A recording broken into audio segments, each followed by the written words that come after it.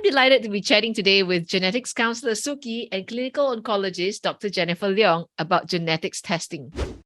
Many of us may have heard of the Hollywood actress Angelina Jolie. She made headlines again when she wrote a piece in the New York Times about her decision to have preventive double mastectomy. Now, that means going through surgery to remove both her breasts, even when she did not have breast cancer. But she did so because she had done gene testing and was found to be carrying the faulty gene, BRCA1, which meant she had an 87% risk of breast cancer. Could you tell us a little more, Sook-Yee, about this BRCA gene that Angelina Jolie carried? So we have a lot of genes in each cell. We have about 20 to 25,000 genes in each cell. The BRCA genes, and there are two of them, that's BRCA1 and BRCA2. So these two genes are part of the whole group of genes that are required by the cell. But these two in particular are very important because they play a role where they look after the integrity of the cell. So it is known usually as a tumor suppressor gene. So this sort of like stops cancers from happening. So everybody requires a working, functioning BRCA1 and BRCA2 gene in their cell. So every one of us requires BRCA gene that works well. And when that gene is faulty, that's when the breast cancer happens. If the gene stops working, it is unable to sort of protect the cell in a sense, right? So the risk of the cell turning into a cancer cell then becomes higher. And the risk to breast cancer is very high, but it can also lead to an increased risk to some other cancers like ovarian cancer in women, prostate cancer in men as well.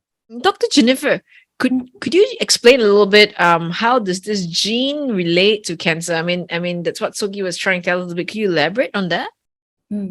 So essentially, when over time or age, our body undergoes a lot of environmental insult, and genetic alterations can happen. And when it happens, it can alter the way our cells grow or spread. So certain genetic alteration causes DNA changes. So what happened, it sort of tells certain proteins to act in such a way where the cell continue to grow. And when it doesn't stop, even though it's abnormal, then it can become a tumor. So cancer does not happen overnight. So it takes a lot of steps of DNA alterations, genetic alterations. So it happens over time.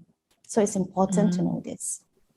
Right. So if the alterations happen over time, then I suppose it must be important for us to test ahead of time to see if we actually have that gene before it alters into something terrible like cancer, right?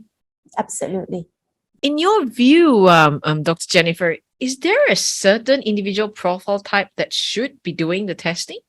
So in the clinic, we do what we call a risk assessment. So there are those groups which have high risk factors. So these are the group when you chart down or when you ask them further about the family history.